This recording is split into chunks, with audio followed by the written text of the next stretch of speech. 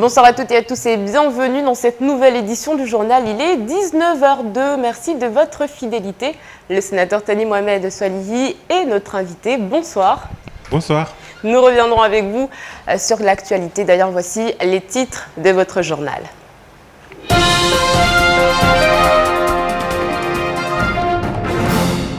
Et à la une de l'actualité, cette nouvelle réunion afin de discuter de la réforme des rythmes scolaires entre Madame le vice-recteur, les maires de Mayotte et les syndicalistes.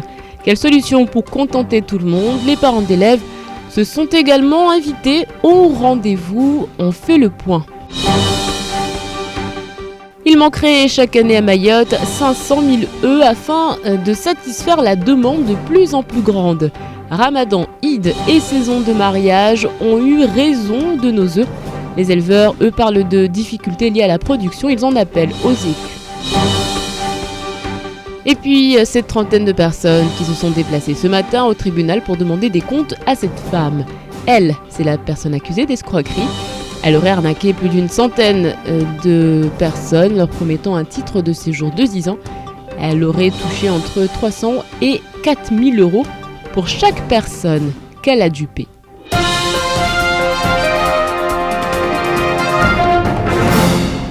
Et puis avant de développer ces titres, cette bonne nouvelle, enfin une bonne nouvelle pour quelqu'un en particulier, 100 000 euros, c'est la somme qu'un joueur a gagnée aujourd'hui en jouant au PMU du côté du Mbiwi Café. Eh bien, quel heureux vénard, félicitations à lui bien évidemment, nous vous dirons tout dès notre prochaine édition. Et puis on en vient donc à cette actualité, ils attendent beaucoup de cette rencontre. Les syndicalistes sont plutôt déçus aujourd'hui. Le vice-recteur a rencontré les maires de Lille, pas de parents d'élèves ni de syndicalistes, ce qui a eu le don d'énerver certains. Les images sont signées Abbas Alidi.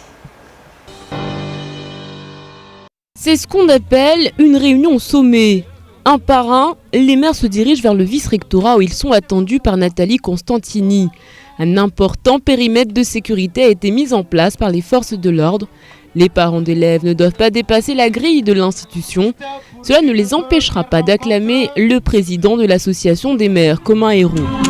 Votre position, monsieur.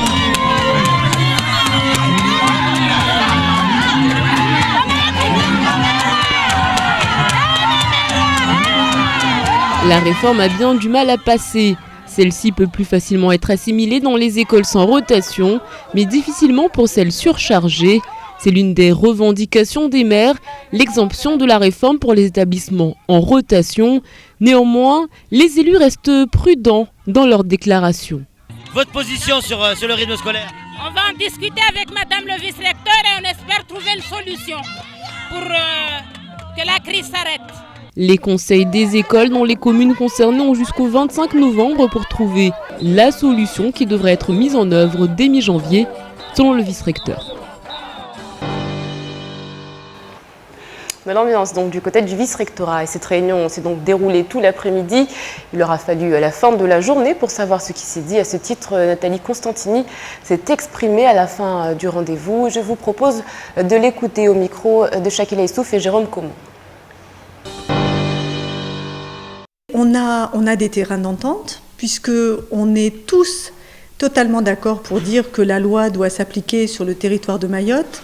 On est tous d'accord pour dire que dans le cadre de nos prérogatives respectives, c'est l'intérêt de l'enfant qui nous organisera.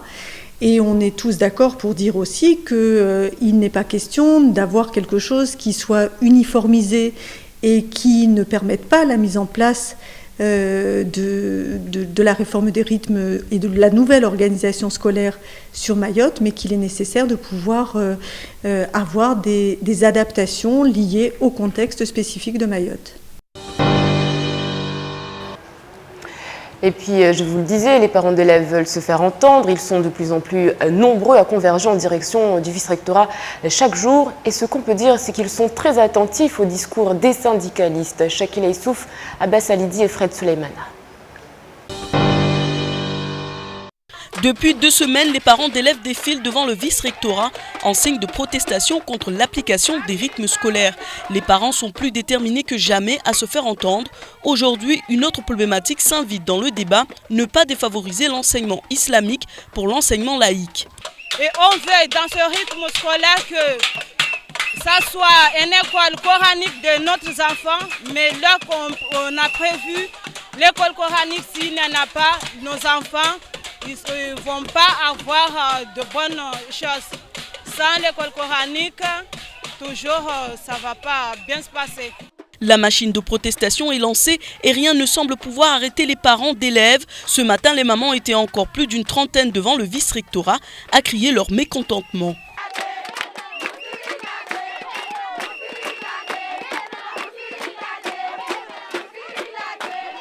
Mais le mouvement semble avoir changé de meneur. Difficile au syndicat de se faire entendre. L'ambiance est à son comble. Les enfants ont aujourd'hui déjà 2 semaines de retard d'école et cela ne semble pas inquiéter ni les enseignants et les parents d'élèves. Un enseignement laïque au détriment d'un enseignement islamique. Est-ce que la question justement de l'islam a été assez posée dans ce débat, le Sénat? Alors, tout d'abord, cette réunion qui s'est tenue au vice-rectorat où Madame le vice-recteur avait convié l'ensemble des élus. C'est une réunion qui a été programmée de longue date. Et moi, j'ai fait partie des personnes qui ont été invitées à cette réunion, comme les maires qui étaient présents. Je tiens à le souligner parce que ce n'est pas une réunion qui a été improvisée par rapport à ce problème particulier des rythmes scolaires. Mais bien évidemment, ce sujet s'est imposé de lui-même puisqu'il est d'actualité et ça a été le sujet principalement débattu. Mais parmi les questions qui ont été posées, n'a pas figuré cette nouvelle question que je viens d'entendre y a pensé, parce que c'est par vrai rapport à l'enseignement depuis 2 semaines, coranique. On en parle de cette réforme, on en parle des difficultés, on en parle de ces écoles qui ne peuvent pas accueillir des élèves, du manque de moyens. Et là, on entend donc un discours des parents depuis quelques jours, si vous avez suivi nos journaux, qui parle justement de cette importance de l'enseignement islamique. Alors, la question des rythmes scolaires ne se pose pas depuis 2 semaines. Elle se pose depuis... Par rapport à cet enseignement islamique et à la prise de conscience des parents, j'entends. Oui, mais je tiens à souligner ceci parce que il y a besoin d'améliorer notre capacité à anticiper ici à Mayotte et ne pas attendre que les échéances arrivent pour poser les difficultés. Écoutez, cette question de l'enseignement traditionnel coranique est posée depuis 2 semaines. Elle mérite débat dans un pays qui est régi par la laïcité, parmi les principes à valeur constitutionnelle de notre pays. Donc, il ne m'appartient pas d'y apporter une réponse, mais effectivement, j'ai entendu cette problématique revenir assez souvent dans la question des rythmes scolaires, parce que nous savons que de tout temps, nos enfants se lèvent très tôt pour aller à l'école coranique, et dans la mesure où nous aménageons l'école publique, eh bien, c'est une question légitime qui peut se poser. Aujourd'hui encore, il n'y a pas, à mon avis, il n'y a pas eu de solution d'avancée. En tout cas, dans la discussion au vice-rectorat, la question n'a même pas été évoquée. Alors c'est vrai que la question n'a pas été évoquée. Un problème qui a été soulevé également par les parents, c'est l'absence des élus. On les a vus donc rassemblés cet après-midi du côté du vice-rectorat. Ils ont été plutôt absents ces derniers jours. On ne vous a pas vu... Vous savez, cette question de l'absence des élus commence à vraiment être quelque chose d'incompréhensible. Qu'est-ce qu'on veut? On veut que les élus aillent s'afficher et en même temps, lorsqu'ils ne sont pas à leur lieu de travail, moi je parle du Parlement, on le critique. Moi, en ce qui me concerne, je me suis emparé de cette question des rythmes scolaires depuis bien longtemps. J'avais écrit à l'ancien ministre de l'Éducation nationale qui m'a répondu par courrier du 25 juillet et précisément je lui disais que cette réforme n'allait pas s'imposer des difficultés dans notre territoire où nous avons beaucoup de manques et beaucoup de spécificités. Donc, si ça, ce n'est pas une présence d'élus, je ne sais pas ce que c'est. En tout cas, je ne me sens pas concerné lorsqu'on parle d'absence des élus parce que j'essaie d'effectuer mon travail. Et puis ici, cette réunion qui avait été organisée depuis d'ailleurs longtemps. Sur voilà. les images, la ferveur autour donc, du président de l'association des maires, autour de vous, le sénateur Tani. Donc cette foule qui est en attente de réponses, qui en demande trop peut-être. C'est légitime que la population se retourne devant les élus légitimes qu'ils ont placés au pouvoir. C'est légitime maintenant, et je vais aborder le fond de cette réunion. C'est ça qui est important, c'est que cette réunion a au moins permis d'amorcer un dialogue. Pas d'amorcer parce que la vice-recteure a précisé qu'elle avait au préalable accueilli notamment les syndicalistes, qu'elle va continuer les rencontres. Je ne suis pas là pour parler en son nom, mais voilà. C'était important qu'il y ait eu ce premier dialogue entre tous les élus et le vice-rectorat. Et j'imagine que compte tenu de la situation préoccupante, une réunion similaire ou en tout cas entre les responsables de ce pays et les parents d'élèves ne saurait tarder. Madame le vice-recteur qui parle donc d'accords trouvés, qu'en est-il exactement? Est-ce qu'on a des pistes pour sortir de cette crise ou alors c'est vraiment encore de la théorie qui doit être mise en application? Il ne me semble pas qu'elle ait parlé d'accord trouvé. Elle a dit qu'il y avait 3 points de convergence. Tout le monde était d'accord sur le fait que cette loi qui est faite pour l'intérêt des enfants se devait d'être appliquée à Mayotte en même temps qu'ailleurs. Parce qu'imaginez la situation où, comme dans le passé, il y aurait une loi d'avancée qui s'applique dans tout le territoire français, sauf dans notre territoire.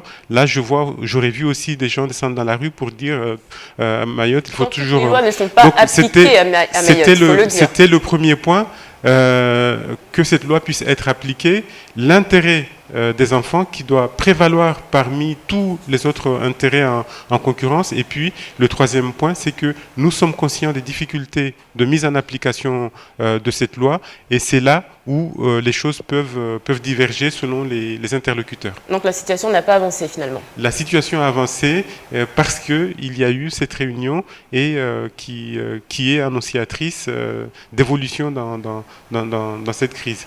Là où les positions divergent, je sais que du côté du vice-rectorat, il est essentiel qu'on essaie d'appliquer cette loi avec les moyens du bord, avec les moyens que l'on a, et la position inverse, notamment des parents, consiste à dire, eh bien, nous n'appliquerons cette réforme que si nous avons tous les moyens. Je schématise, mais grosso modo, ce sont les 2 positions en présence. Il y aura une autre réunion de prévue entre les élus et le vice-rectorat, ou alors pour le moment on s'arrête là? J'imagine que nous tombons mal, cette crise tombe mal si je puis dire, parce que nous avons notamment le préfet qui vient de prendre ses fonctions. Il va certainement avoir son mot à dire. La vice-recteure vient d'arriver également, et j'imagine que ces personnes avec les élus vont prévoir d'autres réunions pour sortir de cette situation, parce que c'est l'éducation de nos enfants qui recule, et ça il faut le stopper absolument immédiatement. Et nous y reviendrons, et comme vous l'avez donc indiqué, Seymour Morsi a donc pris ses fonctions depuis le 1er septembre. Il est arrivé hier. Aujourd'hui, au lendemain de son arrivée, son agenda était déjà bien rempli. Il a rencontré les élus et les différents acteurs sociaux, mais sa tâche n'est pas simple puisque les acteurs mahorais sont dans l'attente de résultats concrets. Résultats résumés de cette journée avec Camille Leca. Seymour Morsi, voilà un nom qui est sur toutes les lèvres aujourd'hui. Mais qui est donc ce nouveau préfet ? Nommé par le Conseil des ministres en juillet dernier, il a fait ses classes pendant près de 20 ans dans plusieurs ministères, avec des spécialités comme la politique de la ville et la cohésion sociale. De 2012 à 2014, il occupe le poste de préfet délégué à l'égalité des chances dans le département de l'Essonne. Arrivé à Mayotte en plein conflit sur la question des rythmes scolaires, il reste confiant quant à son application. Il s'aligne ainsi sur les directives du gouvernement qui, lui, ne cédera pas. L'éducation et la jeunesse font d'ailleurs partie de ses priorités. Derrière l'éducation, c'est notre avenir. C'est l'idée de se dire qu'il faudra de l'emploi, il faudra des études supérieures, il faudra faire en sorte que des bacs plus 2, 3, 4, 5 trouvent un emploi ici. Et donc, s'il y avait un premier message, même si j'aurais préféré le faire plus paisiblement, le premier message, c'est de se dire notre avenir, c'est la jeunesse, l'éducation, c'est essentiel, mettons-nous au travail et ça va marcher. Reste encore à convaincre les acteurs publics mahorais. Plus tôt dans la journée, le nouveau préfet a rendu visite aux parlementaires, dont le député Bouanali Saïd. Et du côté des élus, on attend que Seymour Morsi aille au-delà de ses missions premières et qu'il s'intègre pleinement dans le développement économique et social de l'île. J'ai invité le préfet à re-rentrer, si vous voulez, dans les relations avec la société civile. C'est-à-dire les associations, les artisans, les petits commerces, vous voyez, pour faire du développement du territoire à partir de ces acteurs-là, ce qui ne s'est jamais fait d'ailleurs. Il a entendu le message, je l'espère, et il m'a d'ailleurs parlé de co-construction. Je lui ai dit, voilà notre feuille de route et j'espère qu'il ne me lâchera pas en chemin. Pour ce 24e préfet nommé à Mayotte depuis 1975, il reste encore beaucoup à prouver. Donc nouveau vice-recteur, nouveau préfet. Vous l'avez rencontré, ce nouveau préfet ? Oui, je l'ai rencontré ce matin. Écoutez, on ne peut pas juger une personne après une première discussion. J'ai envie de dire aussi, un préfet n'est pas un faiseur de miracles, donc laissons-le s'installer, accueillons-le, souhaitons-lui la bienvenue, mais ne lui mettons pas plus de pression que cela. C'est important parce que c'est un préalable nécessaire avant de bien travailler. Mais je dois vous avouer effectivement que j'ai eu une impression plutôt positive. Voilà, espérons que effectivement tout le monde aura vu juste, mais je pense qu'on peut être rassuré là-dessus, et surtout que son travail conjugué avec celui des élus, eh bien, permettent de faire un pas, d'avancer dans ce département en construction. Qu'est-ce qui va faire que ce sera ou non un bon préfet de Mayotte ? On a entendu Bouanali qui parlait d'être sur le terrain, d'être au contact avec les associations, le député de Mayotte. Mais comme sa mission ici en tant que représentant du gouvernement, qui est une mission à la fois très importante, très large, mais avec quand même, j'imagine, une feuille de route assez précise, les Mahorais, in fine, auront l'impression que ça aurait été un bon préfet s'ils estiment que les conditions d'existence, les conditions de tous les jours des Mahorais se sont améliorées. Voilà, c'est peut-être un peu résumé, mais je crois que c'est souvent ce qui, en tout cas, permet aux gens ici de dire si un préfet a été bien perçu ou pas. Je pense qu'on aura l'occasion d'en reparler d'ici un mois, ma foi. On en vient maintenant à ce sujet d'agriculture. Sur le long terme, les aviculteurs mahorais risquent de se faire évincer par la production extérieure. En effet, chaque année, les producteurs locaux peinent à répondre à la demande d'œufs. En cette année particulièrement difficile, tant pour les professionnels que pour les distributeurs, il fallait trouver des solutions. Les images sont signées à Bassaliti. 1,2 million d'œufs sont consommés par les Mahorais en période de Ramadan. Bien souvent, la demande est trop forte. Période de jeûne, Eid, mariage, les Mahorais consomment énormément et les producteurs locaux ne s'estiment pas assez aidés. Comptez 500 € la tonne d'aliments contre 250 en métropole. Des conditions de travail handicapantes, d'autant plus que cette année, les éleveurs auraient rencontré des difficultés avec les aliments réceptionnés. Leo tambo ya turlona vani moja tu shahula ya tu de yatsongezea tia tambo harma imaore yonzima shahula de kaya kantra hafuta ya jamba mwa haonu rungia tambo ya majwai ini ja sababu ya shahula aratsovenza madhamana watu wande mbio warihadisie wahano tarshindere pare amba shahula ikentra hafu kapsoka tambo be wasirenge décision amba partir à mois de janvier 2015. Le marché noir bat son plein. Les distributeurs ne peuvent plus suivre. Pour cela, il faudrait faire venir plusieurs conteneurs. Les prix n'attirent pas les acheteurs Mais encore faut-il que la marchandise arrive à temps, chose qui n'est pas évidente. Cette année, on a un manque d'œufs un peu plus important parce que les grandes surfaces qui ont commandé des conteneurs d'œufs de La Réunion, ils ont reçu le lendemain de l'Eid. Donc, à cause des grèves de La Réunion, les grèves au port de Mayotte. Et comme nous produisons les éleveurs et nous, on a fait à peu près 60% de la ponte de Mayotte, les éleveurs font 40%, on fait 1 million d'œufs. Et sur les 1 million d'œufs, pour le ramadan, il faut 1,5 million. Donc il faut au moins 5 conteneurs. La situation devrait revenir à la normale d'ici la fin du mois. Mais comme tous les ans, à la fin de l'année, les producteurs se retrouveront avec une marchandise beaucoup trop importante qu'ils ne pourront pas écouler. Ces œufs seront alors destinés à être détruits. Normes françaises et européennes obligent. Voilà pour ce sujet sur l'agriculture. Et bien justement, on va en parler de l'agriculture.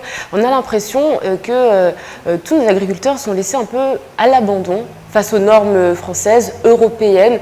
Il parlait, cet éleveur, d'aides et de subventions dont il manque. Est-ce que les élus y pensent à cette situation ? Encore les élus, toujours les élus. Hier c'était les oignons, aujourd'hui ce sont les œufs. Tout à l'heure j'ai parlé d'anticipation, et bien voilà un exemple où il faut faire preuve de davantage d'anticipation. Nous avons une caractéristique majeure ici, c'est que notre population croît énormément, rapidement, et nous ne la contrôlons pas toujours.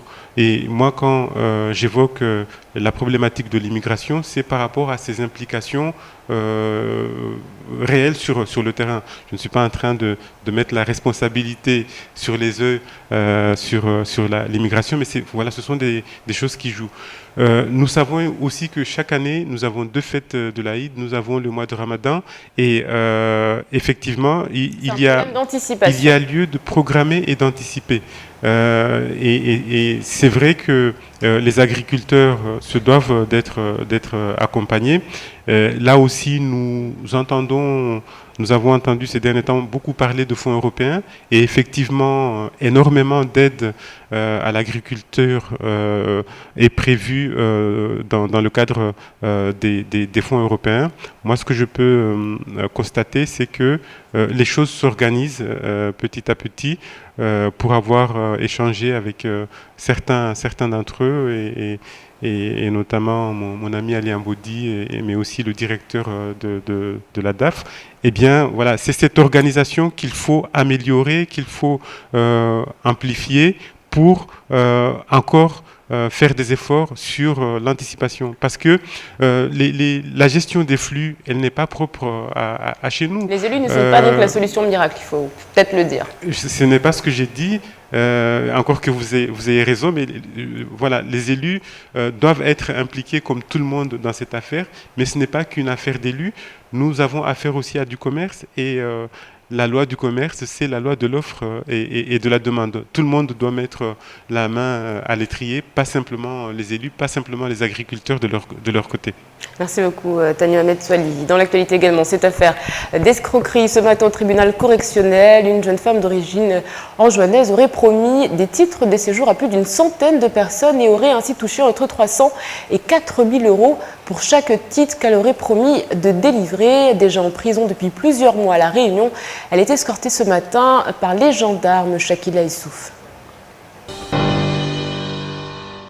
Seule une trentaine de victimes se sont déplacées au tribunal. Tous demandent le remboursement des sommes versées à l'accusé. La femme leur promettait de leur obtenir un titre de séjour d'une validité de 10 ans. En Rafa, une femme âgée de plus d'une trentaine d'années démarchait ses victimes une par une.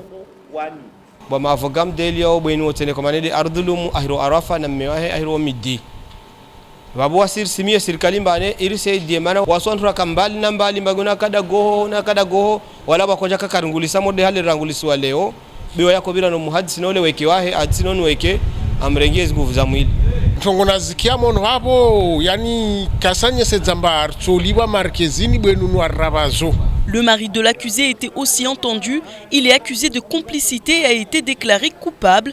L'homme a été condamné à 2 ans de prison et 10 000 € d'amende. Après plus de 3 heures de délibération, les personnes constituées en partie civile n'obtiendront pas le remboursement de leur argent. Le juge a en effet estimé que ces personnes sont passées par des voies illégales pour faire leur démarche administrative. C'est tout le débat d'aujourd'hui, c'est ce qui va faire aussi l'objet de discussions pendant le délibéré, puisque la question est de savoir si effectivement avoir recours à ce type de pratique permet après de demander réparation. Bon, moi je pense que oui, c'est ce que j'ai plaidé, parce que je suis convaincu que ces gens-là ne savaient pas qu'ils avaient affaire à un escroc, qu'ils ont été escroqués. Peut-être que les juges ne le penseront pas de la même manière et pourront déceler une certaine complicité dans le comportement des victimes. Plus d'une centaine d'extraits de naissance, 191 cartes d'identité, 400 photos d'identité ont été retrouvées chez elle. Une grosse affaire qui l'impliquerait aussi en tant que passeur, puisqu'elle est propriétaire de 2 Kwassa et percevrait 300 € par personne, sachant que ces bateaux de fortune transportent 10 personnes par voyage. À l'issue du verdict, la femme aura donc été condamnée à 5 ans de prison et 20 000 € d'amende. On sent l'avocat en vous qui a envie de réagir, sénateur Tani. Oui, parce que... oui, enfin, j'essaie d'éviter de commenter des affaires tant que je ne les connais pas au fond, mais d'après ce que je vois là, c'était la moindre des choses effectivement que les personnes qui ont fait ces promesses aient été condamnées. Mais enfin, moi je crois rêver d'entendre que ceux qui ont voulu acheter des papiers s'érigent en victimes et demandent réparation. Mais il ne manquerait plus que ça. Imaginez le juge qui donne raison à ces personnes. Ils n'ont pas été dédommagés. Quel message il lancerait? Allez-y, le trafic de papier, l'achat de faux papiers, c'est quelque chose qui peut pousser, qui peut apporter des dédommagements. Donc voilà, on a finalement retrouvé ces esprits et c'est tout à fait normal que ces personnes aient été déboutées de leur demande en dédommagement. En tout cas, on rappelle que la femme a donc été condamnée à 5 années de prison. On en vient maintenant à cet embouteillage monstre qui s'est créé du côté de Kaweni ce matin en cause des lycéens qui n'auraient pas de bus, sauf que l'histoire est un peu moins compliquée. En fait, les élèves qui se rendent dans des lycées au sud de l'île ne se sont tout simplement pas réveillés. Le bus part à une heure bien précise et cela ne plaît pas aux retardataires. Écoutez plutôt le capitaine de la police nationale, Charoumani Chamassi, au micro d'Abbas Alidi. Alors ce matin, malheureusement, on s'est trouvé avec un blocage de la route donc, émanant du nord par des jeunes lycéens et collégiens qui ont bloqué la route. En ce moment-là, vous savez, on ne pouvait pas faire autrement.